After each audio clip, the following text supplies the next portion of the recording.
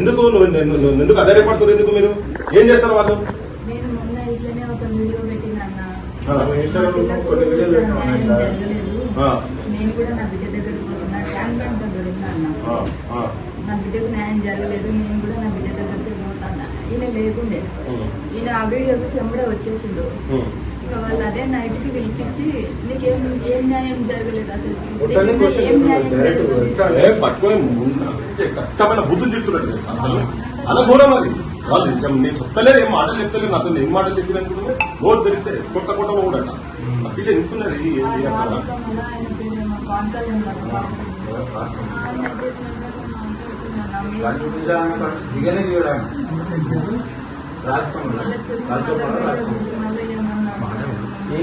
అమ్మా మీరు భయపడకండి, ఇప్పుడు ఏం కాదు. ఇప్పుడు మేమందరం వచ్చినాం కదా, గుర్తుపెట్టు, ఒకటే గుర్తుపెట్టు, ఈ ఇష్యూను అంత ఈజీగా ఇప్పుడే మేమే వదిలిపెట్టాం.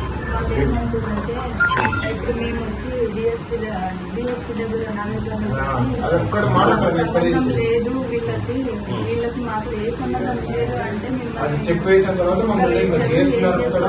చెప్పుమని చెప్పమ్మా, అదే చెప్పుమని చెప్పి ఏవైతే డబ్బులు మీ దగ్గర ఉన్నాయో మొహాన్ని పడేయండి అని చెప్పండి. అంతే, ఒకటే మాట చెప్పమని చెప్పి లేదు. వాళ్ళు వచ్చేట పోలీసులకు మాకు వీళ్ళతో సంబంధం లేదంటే వీళ్ళని చంపేశారట. ఏంటో తమాషా, ఏం తమాషా, చెప్పమని చెప్పమ్మా, చెప్పమని చెప్పి. ఏం తెలంగాణ గొడ్డుపోలేదు, తెలంగాణ గొడ్డుపోలేదు. మేము వచ్చి మాట్లాడతాము, మీరు అవన్నీ దాని గురించి ఏం టీకా చేయకండి. మీరు ఇప్పుడు మేము ఏం చేయాలో చేస్తాం దీని గురించి, దీని విషయంలో మీరు భయపడకండి. భయపడితేనే ఇవన్నీ జరుగుతున్నాయమ్మా ఫస్ట్ నుంచి.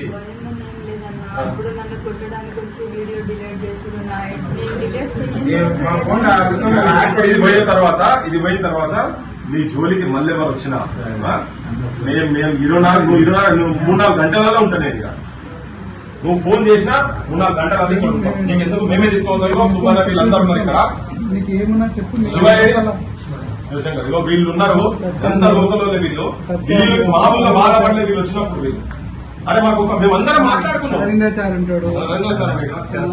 వీళ్ళందరూ లోకల్లో ఇక్కడ, వాళ్ళు ఎవరు లోకల్లో కాదు. వీళ్ళందరూ అనుకుని బంద్ ప్రకటిస్తామని చెప్పి అనుకున్న వారు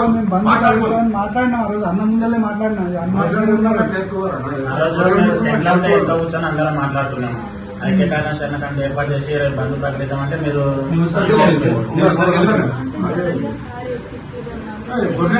దొబ్బుతుంది. దాంట్లో మేము 6 మంది కార్లు పడతామని చిన్న కార్ అది. మీకు ఏమి ఇబ్బంది ఉన్నా ఫస్ట్ మాకు లోకల్ ఉంటాం. మేము నిమిషంలో వచ్చి ఆడతాము. మీకు ఏ ఆపద ఉన్నా మాకు తర్వాత కమ్యూనికేట్ చేస్తాం. అన్న వాళ్ళకి మేము కమ్యూనికేట్ చేస్తాము. మేము ఫస్ట్ ఇక్కడ లోకల్ ఉన్న వాళ్ళు మీకు అంటే ప్రైమరీ ఎయిడ్ కింద వస్తాం కదా, ఇమీడియట్ వస్తాం కదా.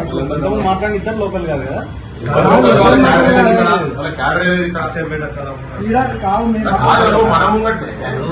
ఏం భాష మాట్లాడుతున్నావు, ఏం భాష బాధితులతో మాట్లాడేది.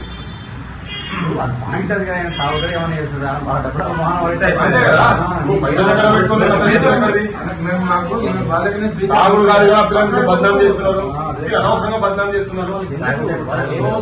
జేఏసీ ఆవిర్భావ సదస్సు ఏర్పాటు చేసి వెళ్ళిపోయింది. జేఏసీ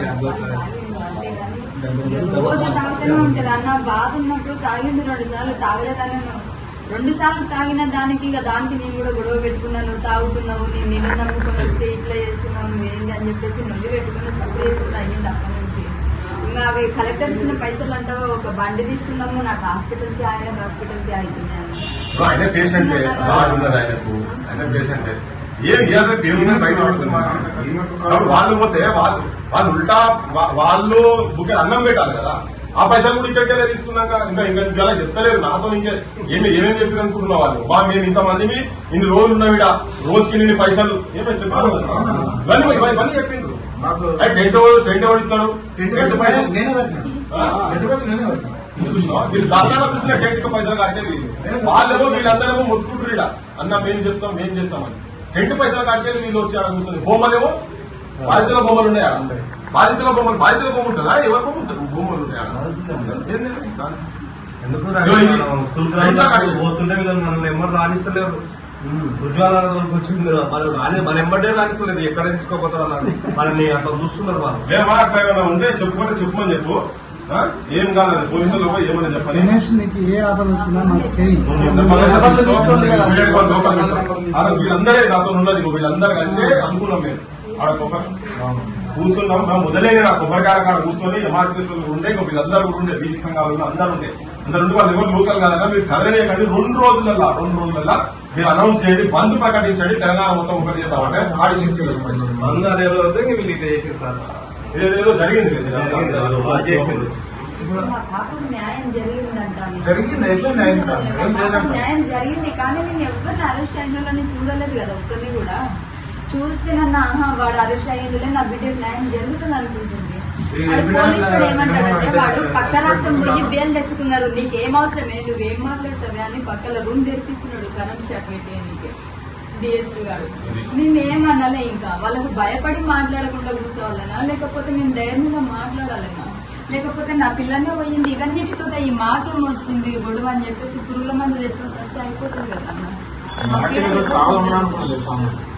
అట్లా ఆలోచన చేద్దాం.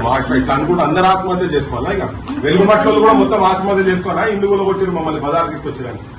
ఇట్లా కాదు, రాజ్యం లేకుంటే ఈ రాజ్యాన్ని చనిపోతావు ఏం పరిష్కారం? తప్పుదారి పోయింది కొద్ది రోజులు. పరిష్కారం అది కాదు కదా, చాలా పరిష్కారం అది. చేసిరన్నా నేనేం చెప్పినా కూడా ఆ రోజు విశారదన్ సారు ఈమె పిల్ల చచ్చిపోయినందువల్ల కొంచెం మైండ్ అనేది కొంచెం మంచిగా లేదు, ఈమెకు హాస్పిటల్ కి ఇట్లా మంచిగా చూడాలి పిచ్చిది అయిపోతుంది అని చెప్పినందుకోసం అని ఏం మాట చెప్పినా కూడా పిచ్చిదానే అంటున్నారు కానీ నా మాట ఎవరు పట్టించుకోవట్లేదన్నా. నేను నిజం చెప్పినా కూడా అది అబద్ధమే అవుతుంది. నేను ఇంకెవరికి చెప్పాలన్నా నా బాధ? వాళ్ళకి నాకు ఇట్లా ఏమన్నా జరుగుతుంది అంటే అదొక నాటకం అంటారు. ఈ మాట మా వాళ్ళతనం నుంచి కూడా విన్నా నేను ఇంకెవరికి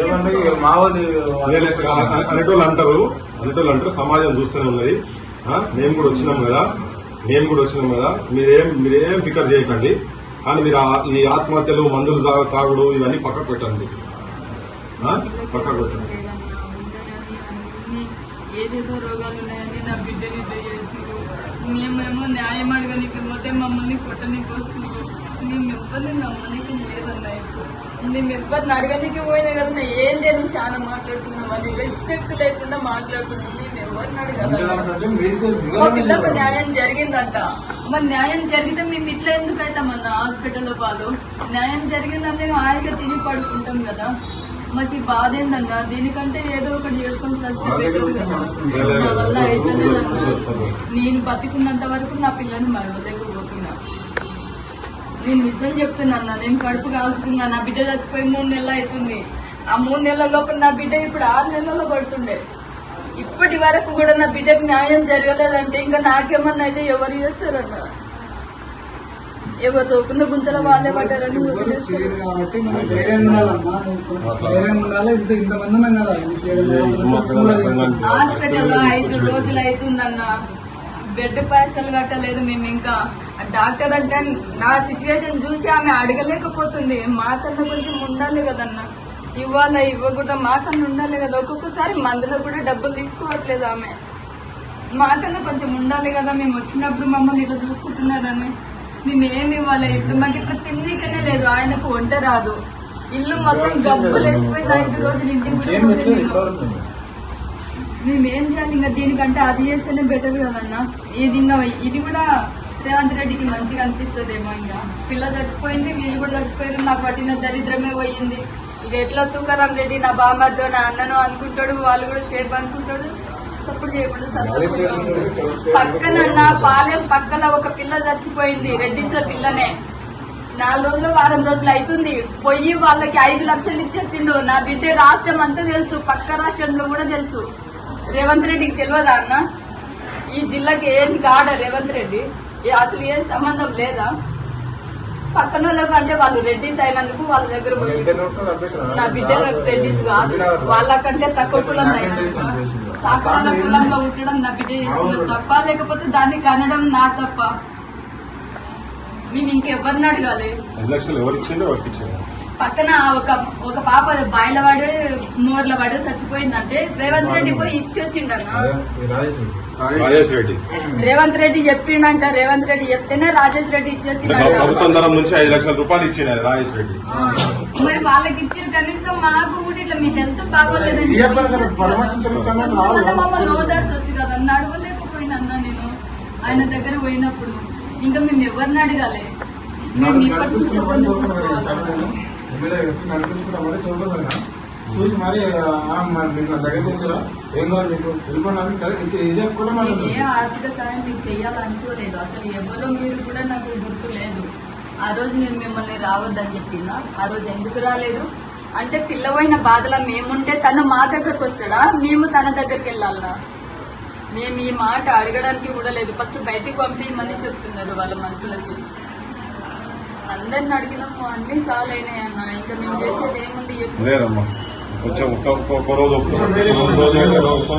రెండు రోజులు ఒక్క మాట అంతనే మీ ఇద్దరికి ఏమంటున్నా, ఒక 2 రోజులు ఒక్క మాట ఉంది.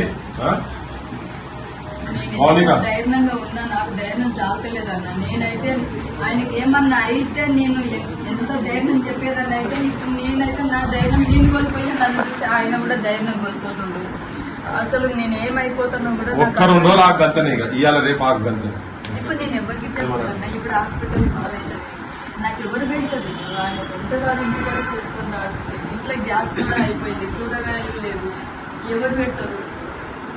ఓకే మేడం, అన్ని ప్రశ్నలకు జవాబు దొరుకుతుంది. ఓకే మేడం, ఏమో అన్న, అది చూసిన తర్వాత కూడా రిటర్న్ మా మీదకే తిరుగుతారు. మీరు ఇట్లా చేసిరు, మీరు ఎవరితోనే చెప్పుకుంటారో చెప్పుకుంటారు, అది దాన్ని మా మీదకే తిరిగి వచ్చి కానీ సరే మీకు న్యాయం చేస్తారని మాత్రం ఎవరు చెప్పారన్నా. నేను నా బిడ్డని నొట్టే చెప్తున్నా కానీ ఈ మాట అయితే పక్కా వస్తుంది. మళ్ళీ నేను నీకు చెప్పకపోతే ఆ రోజు ఏమంటే మౌనిక అని అడగండి మమ్మల్ని.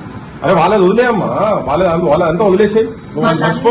మాటలు నేనైతే మనసులో కాదు, నువ్వు వాళ్ళన్నది వదిలేసాయి, వాళ్ళది మర్చిపో. ఇప్పుడు చెప్పినావు కదా, సమాజానికి చెప్పినావు కదా, సమాజం కూడా బయట మస్తు అనుకుంటున్నారు. వాళ్ళకి బొచ్చడు పైసలు వచ్చినాయి, గవర్నమెంట్ నౌకర్లు ఇచ్చింది, బొచ్చడు ఒక్కొక్కరు 5 లక్షలు, 2 లక్షలు, 50 లక్షలు, ఒక్కొక్కరు నోటికి తాళం లేదు. ఒక్కొక్కరికి 1 కోటి రూపాయలు అంటాడు. చూపించిన కదా, వాళ్ళ ఇల్లు పరిస్థితులు చూపించిన కదా, మస్తుగా మాట్లాడడం మస్తుగా జరిగింది. కానీ మాట్లాడటంలో మా సొంతలో కూడా ఉన్నాం అంతనే. మా మీదకే శత్రువులను చేసిరన్నా, నేను నిజంగా చెప్తున్నాను. సత్య బిడ్డ మీద ఉండగానే మా వాళ్ళని మా మీదకే శత్రువులను చేసి ఇప్పుడు వాళ్ళకి ఫోన్ చేసి మాట్లాడదామంటే కూడా భయం వేస్తుంది. కరుస్తున్నారు వాళ్ళు ఒకటేసారి. మా వాళ్ళని మా మీదకే శత్రువులను చేసినాక మేము ఏం మాట్లాడాలి? ఇంకా ఇద్దరం మీకు అనాథల లెక్క మిగిలిపోయినట్లే కదా, ఒంటరి బతికే కదా. ఇప్పుడు మేము ఒంటరిగా అయినామని కూడా బాధపడట్లేదన్నా. మాకు ఇయ్యనివి ఇచ్చినామని చెప్పుకోవడం ఏంటి? మేము హాస్పిటల్ పాలైనామంటే మమ్మల్ని ఆదుకోకుండా మాకు డబ్బులు ఇవ్వకుండా ఉండడం ఏంటి? మేము ఇంకెవరిని అడగాలి? మాకు ఇప్పుడు ఎవరు కడతారు హాస్పిటల్లో? వాళ్ళకి ఇప్పుడు 10,000 ఇవ్వాలన్నా. ఇప్పుడు మళ్ళీ తెచ్చి పెట్టిరు, ఇప్పుడు 2 బాటిల్స్ ఎక్కినాయి, మళ్ళీ సాయంత్రం ఉన్నాయి, గంటకి ఎక్కుతూనే ఉన్నాయి. నాకు పడుకోమ్మా, నువ్వు పడుకో.